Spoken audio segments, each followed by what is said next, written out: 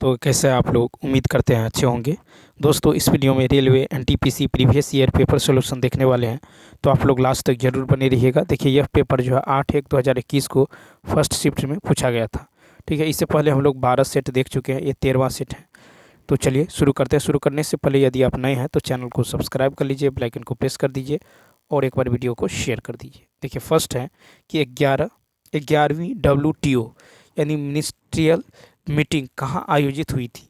तो इसका right answer होगा डी ऑप्शन, अर्जेंटीना। 11वीं WTO यानी मिनिस्ट्रियल मीटिंग अर्जेंटीना देश में आयोजित हुई थी। फरवरी 2024 में विश्व व्यापार संगठन WTO का 13वां मंत्री स्तरीय सम्मेलन संयुक्त अरब अमीरात की राजधानी अबू धाबी में आयोजित किया गया। ठीक है, तो WTO का जो है 2024 में यदि देखें तो ये जो है 13वां मंत्री स्तरीय सम्मेलन जो है ये संयुक्त अरब अमीरात की राजधानी अबू धाबी में आयोजित किया गया है। ठीक है, वहीं 11वां जो है ये आपको अर्जेंटीना में। नेक्स्ट कहता दो संख्याएं इतना के अनुपात में है, उनका महत्तम समावर्तक 11 है, तो संख्या क्या होगा? तो संख्या यदि देखें तो 9 को 11 से गुना कर दीजिए, 17 को 11 से गुना कर दीजिए, तो ये हो जाएगा 9। ठीक है, 9 1 10, ठीक है, 1 1 2, 209 और इधर गुना करिएगा तो 7 8 और 187 यानी बी ऑप्शन। ठीक है, क्या हो जाएगा? बी ऑप्शन हो जाएगा। ठीक है, उसके बाद देखिए क्वेश्चन नंबर नेक्स्ट देखें तो नेक्स्ट क्वेश्चन हो जाएगा आपको तीसरा नंबर। देखिए, तीसरा है कि सभी जो है क्रिकेटर खिलाड़ी है, सभी क्रिकेटर जो है ये खिलाड़ी है। ठीक है, सभी क्रिकेटर खिलाड़ी है और कुछ क्रिकेटर जो है क्षेत्र रक्षक है, कुछ क्रिकेटर जो है ये क्षेत्र रक्षक है। ठीक है, क्षेत्र रक्षक है। तो निष्कर्ष है कि कुछ क्षेत्र रक्षक क्रिकेटर है, तो पहला सही है। फिर है कि कुछ क्षेत्र जो है रक्षक ये खिलाड़ी भी है, तो ये भी सही है। तो यहाँ पे हो जाएगा बी ऑप्शन, यानी निष्कर्ष 1 और निष्कर्ष 2 दोनों अनुसरण करते हैं। नेक्स्ट फिर है कि मात्रा के संदर्भ में विश्व की सबसे बड़ी मीठे जल की झील कौन सी है? तो 4 का होगा बी ऑप्शन, सुपीरियर झील।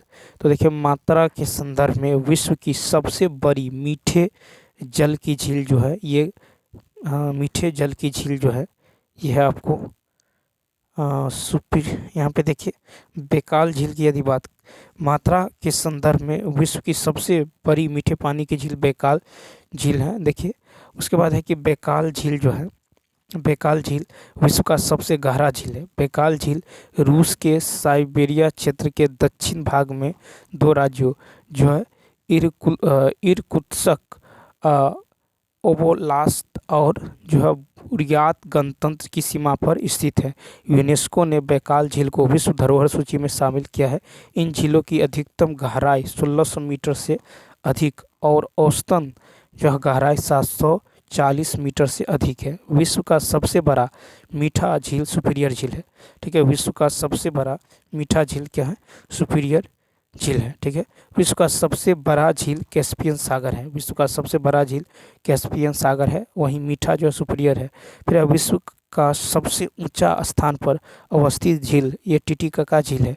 टिटिकाका झील पेरू एवं बोलीविया की सीमा पर स्थित है। भारत का सबसे गहरी झील जो मानसबल झील है, भारत का सबसे गहरी झील मानसबल झील है। भारत का सबसे नमकीन झील यह सांभर झील है, भारत का सबसे नमकीन झील यह है सांभर झील। तो याद रखना है विश्व की सबसे बड़ी मीठे पानी की झील है सुपीरियर। नेक्स्ट कहता है एनफील्ड राइफल्स लाने के लिए कौन उत्तरदायी है जिसमें चर्बी वाले कारतूस का उपयोग होता था, जो 1857 विद्रोह का तत्कालीन कारण बना? तो 5 का यदि देखें तो बी ऑप्शन, हेनरी हार्डिंग। तो देखिए, एनफील्ड राइफल्स लाने के लिए हेनरी हार्डिंग उत्तरदायी है, जिसमें चर्बी वाले कारतूस का उपयोग होता था, जो 1857 के विद्रोह का तात्कालिक कारण बना था। अतः बेस ब्राउन राइफल्स के स्थान पर एनफील्ड लाया गया, जिसमें गाय शुअर की चर्बी का उपयोग किया जाता था। गाय शुअर की चर्बी हिंदू मुस्लिम दोनों समुदायों के धार्मिक भावनाओं को आहत करने वाला था, अतः उनका विरोध करना प्रारंभ किया गया। सर्वप्रथम जो है 29 मार्च 1857 को बैरकपुर के 34वीं रेजिमेंट के मंगल पांडे ने जो है विरोध किया और अपने ऑफिसर पर गोली चलाया। मंगल पांडे बंदी बना लिया गया और 8 अप्रैल 1857 को फांसी दे दिया गया। दमदम, अम्बाला, सियालकोट आदि स्थानों पर कारतूस के कवर बनाने की कारखाना स्थापित किया गया था। 10 मई 1857 को मेरठ से 1857 का जो है विद्रोह प्रारंभ हुआ। 1857 के सैनिक विद्रोह का प्रतीक जो है कमल का फूल और रोटी चपाती को बनाया गया था। 1857 के सैनिक विद्रोह क्रांति का सूत्रधार नाना साहब को माना जाता है। फिर है 1857 के विद्रोह के समय का गवर्नर जनरल लॉर्ड कैनिंग था। 1857 के सैनिक विद्रोह का जो मौलिक कारण ब्रिटिश सरकार के जो है शोषक मूलक नीति था। कथा 6 नवंबर, देखिए 6 नवंबर 2020 के अनुसार विश्व बैंक का अध्यक्ष कौन है? तो A option David R Malpass. तो नवंबर 2020 के अनुसार विश्व बैंक का अध्यक्ष डेविड आर मालपास थे। वर्तमान में अजय बंगा विश्व बैंक के अध्यक्ष हैं। जून 2023 में भारतीय मूल के अजय बंगा विश्व बैंक के 14वें अध्यक्ष चुने गए। विश्व बैंक एक अंतर्राष्ट्रीय संगठन है जो विकासशील देशों को उनकी आर्थिक उन्नति में सहायता करने के लिए वित्त पोषण, सलाह और अनुसंधान प्रदान करने के लिए समर्पित है। विश्व बैंक में कुल 189 सदस्य देश शामिल है। विश्व बैंक का मुख्यालय अमेरिका की राजधानी वाशिंगटन डीसी में स्थित है। 7 है कि एक हॉल, देखिए एक हॉल के फर्श की लंबाई इतना है, चौड़ा इतना है, ठीक है, चौड़ा इतना है, जिस पर वर्गाकार टाइल लगाए जाने हैं। यदि टाइल की कम से कम संख्या का उपयोग किया जाना है तो प्रत्येक वर्गाकार टाइल की लंबाई कितनी है? तो 7 में देखिए, तो यहाँ पे जो होगा प्रत्येक वर्गाकार टाइल की जो लंबाई होगा ये 16 और 12 का क्या होगा? 900 होगा। ठीक है, 16 और 12 का क्या होगा? तो 900 हो जाएगा। यहाँ कम से कम कर रहा है तो 900 हो जाएगा, यानी कितना होगा? 4 मीटर। ये ऑप्शन। नेक्स्ट क्वेश्चन देखिए, कहता विश्व बैंक के नव नियुक्त एमडी और सीएफओ जो है अंशुला कांत की पूर्व एमडी हैं। तो देखिए, तो वर्ष 2019 में इसका राइट आंसर होगा ए ऑप्शन एसबीआई। तो वर्ष 2019 में विश्व बैंक के नव नियुक्त एमडी और सीएफओ जो है अंशुला कांत एसबीआई की पूर्व एमडी भी रह चुके थे। और कहता वर्तमान में अंशुला कांत विश्व बैंक में managing director and world bank group chief financial officer पद पर कार्यरत हैं।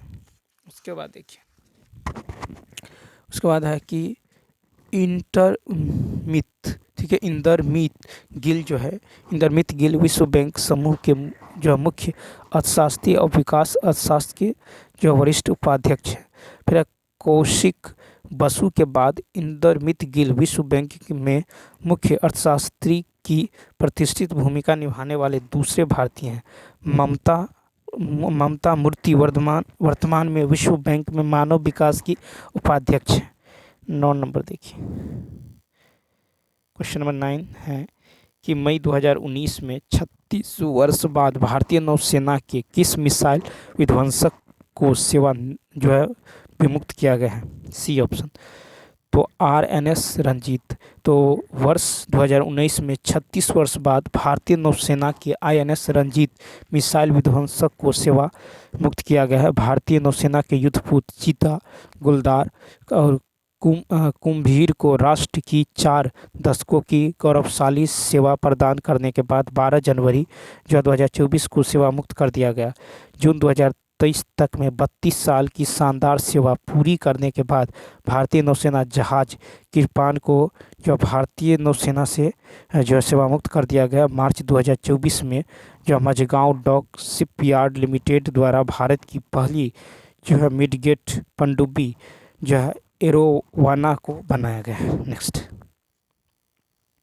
फिर यहाँ पे है देखिए 3×36 यानी 3 का 12 गुना। तो यहाँ पे इसको यदि आप 12 से भाग दे दें तो पता चल जाएगा। ठीक है, तो 12 का 12 8, 12 छक 12 सत्ते कितना होगा? 84। ठीक है, 12 सत्ते 84, 12 दूनी 24 और 12 अट्ठे 96, यानी इसका राइट आंसर होगा 1728। ठीक है, ए ऑप्शन। नेक्स्ट, फिर देखिए कि त्रिभुज एबीसी का क्षेत्रफल दे दिया गया है और बीसी पर दो बिंदु डी और ई इस प्रकार हैं। तो मान लीजिए एबीसी एक ए बी सी, तो ए बी सी जो है एक त्रिभुज है, बी सी पर दो बिंदु हैं डी और ई, डी और ई इस प्रकार है कि बी डी बराबर डी बराबर ई सी, बी डी बराबर डी बराबर ई सी। ठीक, और इसको यदि आप मिला दें इस तरह से, ठीक, तो यहाँ पे है बी डी बराबर डी ई बराबर ई सी। तो कहता त्रिभुज ए डी सी का क्षेत्रफल कितना होगा, त्रिभुज ए डी सी का क्षेत्रफल। तो यहाँ पे आप जो है क्या करेंगे, ये क्या होगा, ये होगा आपको एच हो जाएगा। ठीक है, ये जो बीच में देख रहे हैं ये एच होगा। तो यहाँ पे यदि आप बी डी बराबर डी ई बराबर ई सी को यदि आप ए मान लेते हैं, ठीक है, क्या मान लेंगे, ए मान लेंगे, ए, तो त्रिभुज ए डी सी का क्षेत्रफल, त्रिभुज ए डी सी का क्षेत्रफल, तो एरिया त्रिभुज ए डी सी अब बट्टा में एरिया त्रिभुज ए बी सी बराबर क्या होगा, तो ये बराबर होगा 1/2 गुने आधार डी सी, आधार गुने ऊंचाई एच। ठीक है, तो ए डी सी का होगा 1/2 गुने आधार ए डी सी का 1/2 गुने आधार होगा डी सी गुने एच, और ए बी सी का होगा 1/2 गुने आधार बी सी गुने क्या हो जाएगा, एच हो जाएगा। ठीक, तो यहाँ से जो हो जाएगा, तो डी सी क्या होगा, डी सी होगा डी प्लस ई सी। ठीक है, और नीचे में हो जाएगा आपको B D plus D E plus E C. ठीक, और त्रिभुज ए डी सी का क्षेत्रफल, तो नीचे में इसका क्षेत्रफल तो पता है कितना है, ए बी सी का है आपको, देखिए ए बी सी का जो है, तो ऊपर में होगा ए डी सी का क्षेत्रफल और नीचे में हो जाएगा 39 दे दिया गया है, बराबर ये हो जाएगा ए प्लस ए। ठीक, ए प्लस ए नीचे में होगा 3a, तो 2a, ये 39 इधर चला जाएगा, 13 3 39, तो 39 दुना कितना हो जाएगा, 39 13 दूनी 26 हो जाएगा। तो इसका राइट आंसर हो जाएगा ए ऑप्शन। नेक्स्ट, देखिए प्रश्न है कि इवांशु का जन्मदिन किस तिथि को होता है, इवांशु का जन्मदिन किस तिथि को होता है। पहला है कि इवांशु का जन्मदिन देश के गणतंत्र दिवस पर होता है। ठीक है, इवांशु का जो जन्मदिन है वो देश के गणतंत्र दिवस, ठीक है, गणतंत्र दिवस पर होता है। फिर कहता है देश का राष्ट्रीय ध्वज तिरंगा झंडा है। ठीक है, जिसके केंद्र में अशोक चक्र है। तो ये तो पता है कि ये भारत, ठीक है, भारत की बात। अब देखिए कि हमारा देश जो है गणतंत्र हुआ 26 जनवरी। अब यहाँ पे यदि आप देखें तो प्रश्न का उत्तर देने के लिए कथन 1 और कथन 2 जो है एक साथ पर्याप्त है, क्योंकि कथन 1 में सिर्फ देश के गणतंत्र दिवस के बारे में कहा गया है, लेकिन कौन सा देश है यह स्पष्ट नहीं होता। ठीक है, कथन 2 में देश का राष्ट्रीय ध्वज तिरंगा झंडा है जिसके केंद्र में अशोक चक्र है, अर्थात यह देश भारत है और भारत देश का गणतंत्र दिवस जो है 26 जनवरी को होता है।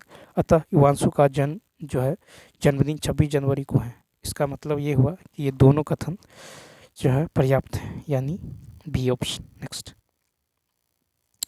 नेक्स्ट है कि एक वर्ग का विकर्ण दे दिया गया है। ठीक, आयत की भुजाएं जो हैं, एक वर्ग का विकर्ण दे दिया, आयत की भुजाएं इतना के अनुपात में हैं जो वर्ग के क्षेत्रफल के बराबर है।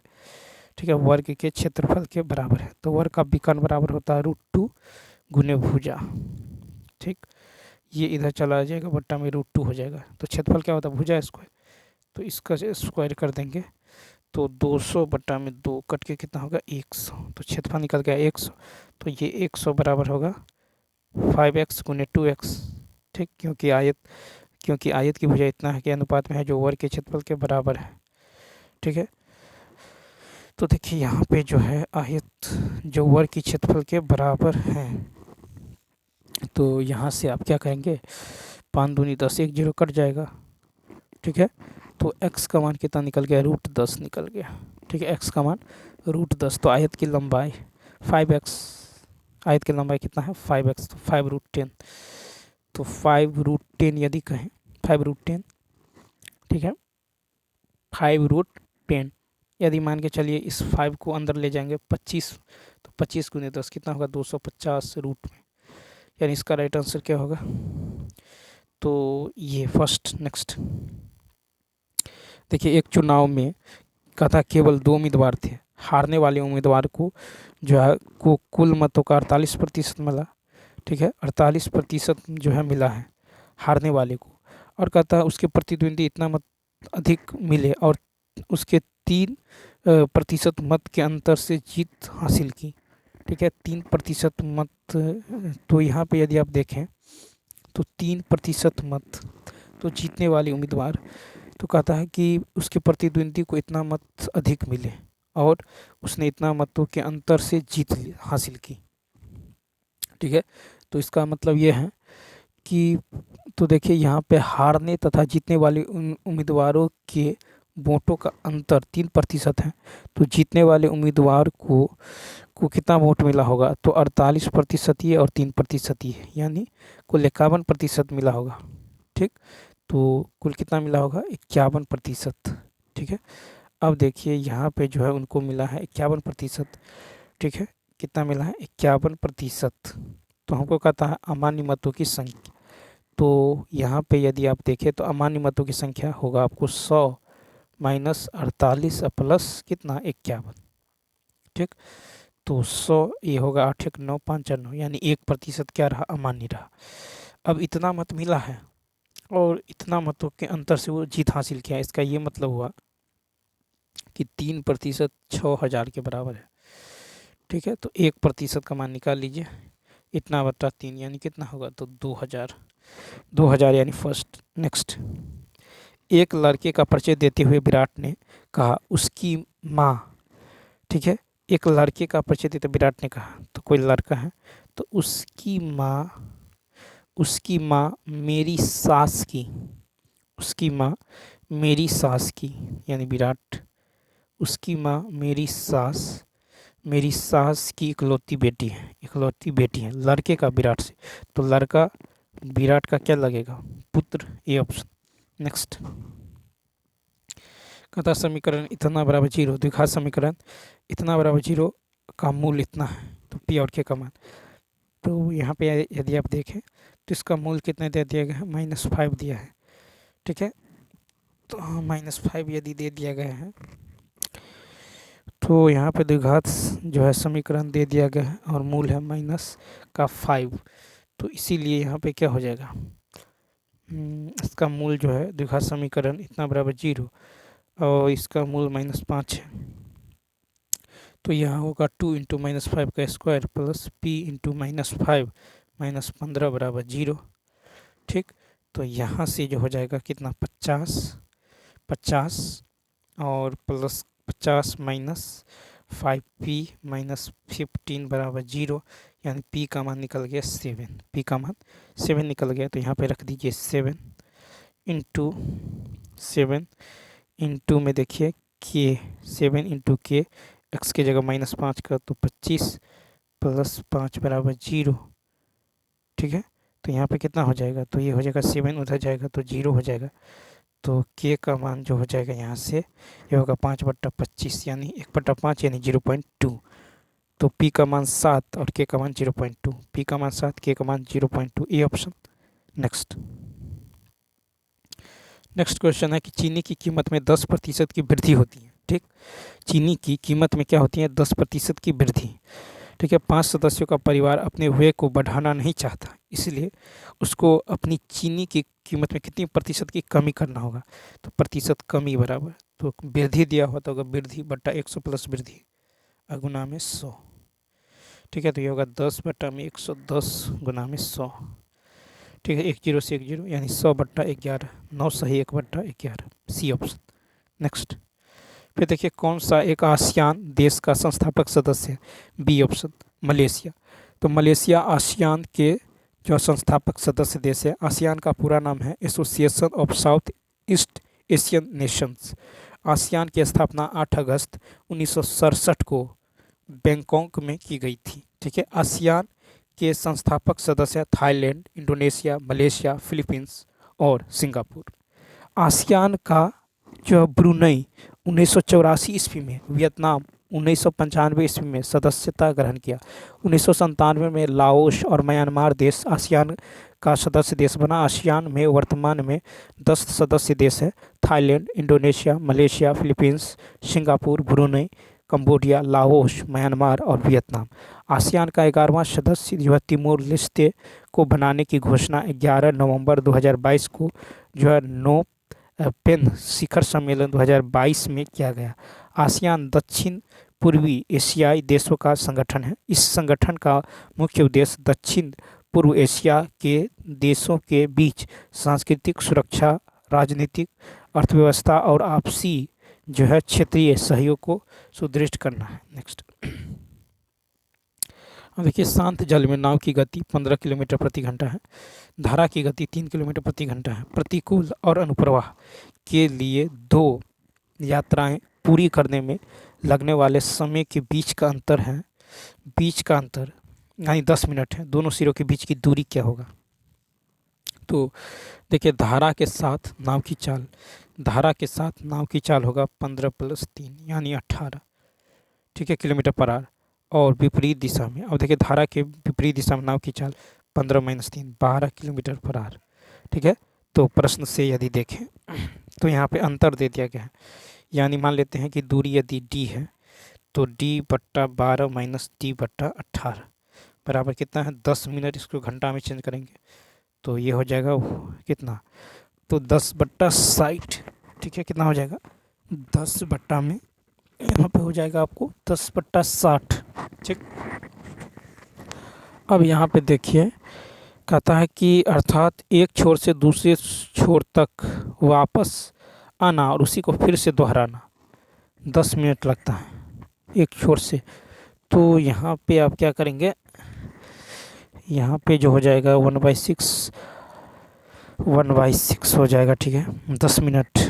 लेकिन जो है ये आपको इसको 1/2 से क्या करना होगा, गुना करना होगा, ठीक है। 1/2 से क्या करना होगा, तो गुना करना होगा। अब यहाँ पे इसका एलसीएम होगा 36, तो 3d - 2d बराबर होगा 1/12, ठीक। तो d बराबर क्या होगा, d बराबर होगा 3 किलोमीटर, ठीक है। तो d का मान निकल जाएगा 3 किलोमीटर, ठीक है। तो दोनों सिरों के बीच की दूरी कर रहे हैं, ठीक है, दोनों सिरों के बीच की दूरी। तो दूरी जो हो जाएगा ये हो जाएगा आपको 3 किलोमीटर। नेक्स्ट क्वेश्चन देखिए, क्योंकि यहाँ पे देखिए कहता है कि लगने वाले समय के बीच का अंतर है एक छोर से दूसरे छोर तक और वापस आना और उसी को फिर दोहराना 10 मिनट लगता है। नेक्स्ट 20, इसको सॉल्व कीजिए तो ये हो जाएगा 3 खत्म, 2/5, तो ये हो जाएगा कितना 5/2 हो जाएगा। एक ये भी कट जाएगा तो ये हो जाएगा 2 यानी 1/2 हो जाएगा। इसको पूरा सॉल्व करेंगे तो फिर ये हो जाएगा 1/4, ठीक है। ये 2 ख़त्म तो ये 3/4, ठीक है, 3/4 यानी ये 18×72 2 7 पॉइंट + 3 कितना होगा, तो ये हो जाएगा आपको इसका राइट आंसर जो हो जाएगा 3/4 1.8 + 3/4 यानी 2.55 डी ऑप्शन। नेक्स्ट, इंटरपोल का मुख्यालय खाली स्थान में है 21 का बी फ्रांस। तो देखिए इंटरपोल का मुख्यालय फ्रांस लियोन में स्थित है। 1923 ईस्वी में अंतर्राष्ट्रीय आपराधिक पुलिस संस्थान ICPO की स्थापना किया गया। 1956 में ICPO के स्थान पर इंटरपोल के नाम से जाना जाता है, ठीक है। इंटरपोल 7 जो प्रकार के नोटिस जारी करता है, रेड नोटिस, ठीक है, yellow notice, green notice, orange notice, purple notice, blue notice और ब्लैक नोटिस। ब्लू कॉर्नर जो है नोटिस के द्वारा अपराधियों की पहचान, स्थान एवं गतिविधियों के बारे में अतिरिक्त जानकारी एकत्र करने के लिए जो है जारी किया जाता है, ठीक है। रेड नोटिस यह जो है सभी इंटरपोल सदस्य देशों में संदिग्धों को ट्रैक करने और गिरफ्तार करने के लिए सुरक्षा एजेंसियों को अनुमति देता है ताकि उनके खिलाफ ठीक है, उनके खिलाफ प्रत्यर्पण की कार्रवाई शुरू की जा सके। नेक्स्ट, 22 है कि 1 घंटे के 5 मिनट और 1 घंटे के 20 सेकंड के भिन्नों के बीच कितना अंतर है। तो देखिए, तो 1 घंटा 5 मिनट, ठीक है, 1 घंटा 5 मिनट और 1 घंटा 20 सेकंड के भिन्न, तो ये हो जाएगा 5 मिनट बटा में 1 घंटा, ठीक है, माइनस 20 मिनट बटा में 1 घंटा, ठीक है। तो 5 मिनट, तो 5 मिनट बटा में 60, 1 घंटा बटा 60 मिनट, अब माइनस 20 बटा में क्या हो जाएगा 60 मिनट, अब बटा में 60 मिनट, ये हो जाएगा 1/12 माइनस ये हो जाएगा 180, ठीक, यानी ये हो जाएगा कितना 14/180 यानी 7/90, ठीक है, कितना हो जाएगा 7/90 यानी 0.7/9, ठीक है, 0.7 यानी सी ऑप्शन। तो 1 घंटे के 5 मिनट और 1 घंटे के 20 सेकंड के भिन्न के बीच का अंतर। नेक्स्ट, तो इसे है कि एक स्कूल में लड़कों और लड़कियों की संख्या की अनुपात दे दिया गया है, 20% लड़के और 25% लड़कियां छात्रवृत्ति धारक है। कितने छात्रों को छात्रवृत्ति नहीं मिलता है, तो लड़का कितना है 5, तो 20 को मिलता है 20% को, तो इसका मतलब ये हुआ कि 80% को नहीं मिलता है, ठीक। उसके बाद देखिए फिर है कि यहाँ पे 6 जो है लड़कियां हैं, 25% को मिलता है, इसका मतलब है कि 75% को नहीं मिलता है, ठीक। तो ये 8 पंचे कितना होगा 40, 400, ऊपर में हो जाएगा 6 पंचे 30, 7 चक 42, 3 45, यानी 850 भट्टा में कितना होगा 100, ठीक है, 850 भट्टा में हो जाएगा आपको। तो यहाँ पे यदि आप गौर करें 850 भट्टा में 850,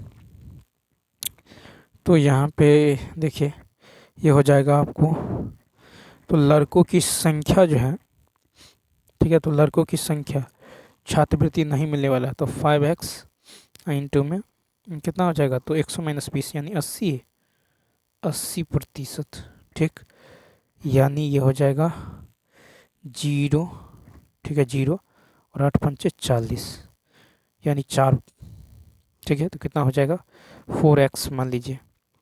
और छात्राओं की यदि देखें, अब यहाँ पे लड़कियों की यदि आप मान लें तो लड़कियों की तरह 6x, तो ये हो जाएगा 100 माइनस का 25 को मिलता है, तो 100 माइनस 25 यानी कितना होगा, तो 4.5, तो गर्ल जो हो जाएगा 4.5x, ठीक है। अब यहाँ पे देखिए तो कहता है छात्रों के प्रतिशत निकालना है जिसे नहीं मिल रहा, तो प्रतिशत कितना होगा, तो 4x प्लस 4.5x कुल कितना है 5x प्लस 6x गुना में 100, तो ये हो जाएगा 8.5x गुना 100 बटा में 11x, ठीक है, 11x, तो x कैंसिल हो जाएगा, 1 0 से 1 0 कट जाएगा, यानी 850 बटा 11, यानी बी ऑप्शन। नेक्स्ट देखिए 24 नंबर है कि भारत के लिए मुक्ति तब तक संभव नहीं जब तक कि आप अपने को इन अलंकरणों से मुक्त न कर लें और इन्हें भारत के अपने जो है हम वतनों की भलाई में न लगा दें। यह पंक्तियां बनारस हिंदू विश्वविद्यालय के शिलान्यास जो है समारोह के दौरान किसने कही थी, तो 24 का होगा डी ऑप्शन, महात्मा गांधी, ठीक। बनारस विश्वविद्यालय की स्थापना 4 फरवरी जो है 4 फरवरी 1916 को जो है किया गया। BHU का उद्घाटन तत्कालीन वायसराय लॉर्ड हार्डिंग टू के द्वारा किया गया। 1898 ईस्वी में एनी बेसेंट ने बनारस में सेंट्रल हिंदू स्कूल का निर्माण किया।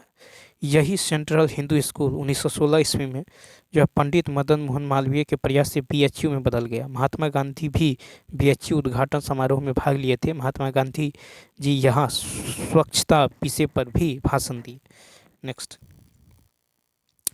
कहता है कि यहाँ पे बदलने पर जो है संतुलित हो जाएगा। 25 का यदि आप डी ऑप्शन लें प्लस और भाग, तो यहाँ पे देखिए 3, ठीक है, भागा 3 इंटू 3 माइनस 3 प्लस का 3, तो ये कट जाएगा और ये भी कैंसिल, कितना आ जाएगा 3, डी ऑप्शन। नेक्स्ट क्वेश्चन देखिए, नेक्स्ट क्वेश्चन है कि कौन जो है गैर संक्रामक रोग का उदाहरण है, तो सी ऑप्शन उच्च रक्तचाप। तो देखिए उच्च रक्तचाप गैर संक्रामक रोग का उदाहरण है। तीव्र रोग, जिस रोग की अवधि कम होती है उसे तीव्र रोग कहते हैं, जैसे खांसी जुकाम, ठीक है। अब देखिए दीर्घकालीन रोग, तो जिस रोग की अवधि अधिक अर्थात ये जीवन पर्यंत रहते हैं उसे दीर्घकालिक रोग कहते हैं। जैसे जैसे हो गया आपको एलिफेंटाइसिस, ठीक है, यानी फील पाँव, क्षय रोग, मधुमेह, डायबिटीज आदि। ठीक, उसके बाद होता है एक होता है आपको संक्रामक या संचरणीय रोग। तो ये रोग जो है एक व्यक्ति से दूसरे व्यक्ति में या समुदाय में जो है सूक्ष्म जीवों जैसे जीवाणुओं, विषाणुओं, प्रोटोजोआ द्वारा फैलते हैं। और संक्रामक या असंचरणीय रोग, तो ये उपार्जित रोग हैं तथा ये जो है एक व्यक्ति से दूसरे व्यक्ति तक नहीं फैलते। कैंसर संक्रामक रोग है, यह ऊतकों में तीव्र कोशिका विभाजन के कारण होता है। नेक्स्ट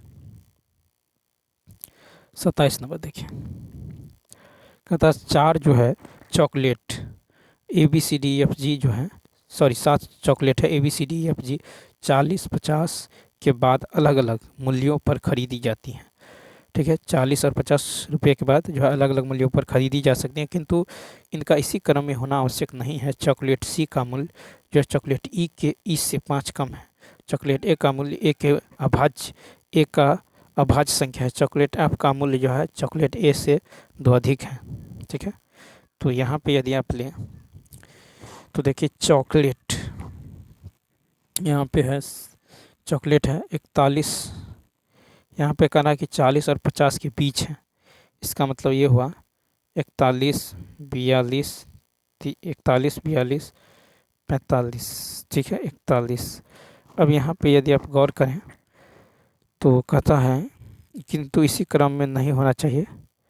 चॉकलेट C का मूल्य चॉकलेट E से 5 कम है। चॉकलेट A का जो मूल्य है एक अभाज्य संख्या है। ठीक है, चॉकलेट A का जो मूल्य है एक अभाज्य संख्या है। ठीक है, तो अभाज्य 41 भी है और 47 भी है।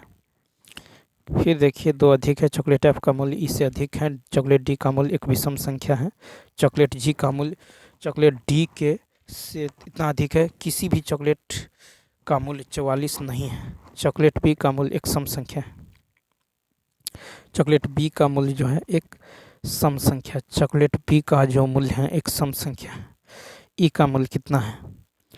तो यहाँ पे यदि आप देखें किसी भी चॉकलेट का मूल्य 44 नहीं है। ठीक है, अब यहाँ पे कहता चॉकलेट C का मूल्य चॉकलेट E से 5 कम है। चॉकलेट A का मूल्य एक अभाज्य संख्या है। चॉकलेट A का जो मूल्य है यह एक अभाज्य संख्या है। तो मान लीजिए A का जो मूल्य है यह अभाज्य संख्या आपको 41 भी है, तो A को यदि आप 47 ले लें, ठीक है, 47 और एक 41 भी है, या फिर A का मूल्य 41 ले लें। ठीक है, तो कहता A का मूल्य जो है एक अभाज्य संख्या है। चॉकलेट F का मूल्य चॉकलेट A से 2 अधिक है, तो 2 अधिक यानी 47, 48, 49, तो 49 किसका होगा? F का मूल्य। यहाँ पे ले लें 2 अधिक, तो कितना होगा? 41, 42, 43, F का मूल्य। ठीक, उसके बाद देखिए ये कहता है F का मूल्य 2 अधिक है। चॉकलेट F का मूल्य चॉकलेट E से जो है E से अधिक है। चॉकलेट F का मूल्य चॉकलेट E से अधिक है। ठीक है, चॉकलेट F का मूल्य चॉकलेट E से क्या अधिक है। उसके बाद देखिए चॉकलेट D का मूल्य एक विषम संख्या है। चॉकलेट D का जो मूल्य है एक विषम संख्या है, तो चॉकलेट D का मूल्य जो है एक विषम संख्या, आपको 41 भी बचा है और 45, 41, 45। ठीक है, 41 और जो है 45, 41 और 45 बचा हुआ है। फिर देखिए कहता है कि चॉकलेट G का मूल्य चॉकलेट D के मूल्य से 3 अधिक है और किसी भी चॉकलेट का मूल्य 44 नहीं है। ठीक है, और जो है 44 नहीं है। यहाँ पे यदि आप लें चॉकलेट G का मूल्य चॉकलेट D का मूल्य एक विषम संख्या है। चॉकलेट D का मूल्य एक विषम संख्या, तो D का मूल्य यदि आप देखें विषम संख्या, यदि आप यहाँ 45 ले लें, D का मूल्य 45। ठीक है, D का मूल्य 45 या फिर D का मूल्य क्या हो सकता है? 41 भी हो सकता है। ठीक, तो कहता है D का जो मूल्य है वो एक विषम संख्या है। चॉकलेट G का मूल्य D के मूल्य से 3 अधिक है, यानी 45, 3, 48, तो 48 किसका है? G का। ठीक है, और यहाँ यदि लेंगे तो 41, 3 कितना होगा? 44। 44 कह रहा किसी का मूल्य नहीं है, तो इसका मतलब ये तो नहीं होगा। ठीक है, तो इस तरह होगा। उसके बाद समझिए कि चॉकलेट जी का मूल्य चॉकलेट डी के मूल्य से 3 अधिक है। किसी भी चॉकलेट का मूल्य 44 नहीं है। चॉकलेट बी का मूल्य एक सम संख्या है। चॉकलेट बी का जो मूल्य है एक सम संख्या है। अब जो सम संख्या बचा है वो बचा है 42 और 46। ठीक है, तो 42 और 46।